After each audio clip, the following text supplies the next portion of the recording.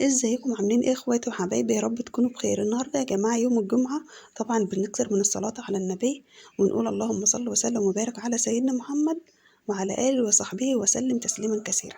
النهارده بقى غدانا زي ما انتم شايفين كده، محشي وكمان سلطه، وكمان يا جماعه شوربه البط اللي انتم شايفينها دي، وكمان يا جماعه عامله بطايه كده جميله زي ما انتم شايفين كده طالعه من الفرن وواخده اللون الذهبي اللي انتم شايفينه ده.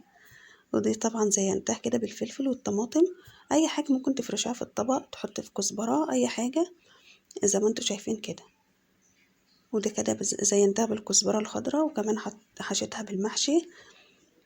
قولوا لي بقى انتوا بتتابعوني منين؟ لو انتوا اول مره تشوفوني قولوا لي انتوا بتتابعوني منين في الكومنتات، عشان ده شيء بيفرحني جدا. شايفين يا جماعه المحشي بقى هو سخن كده بينزل، وكمان مسقي بشوربه البط، طعمه بصراحه روعه.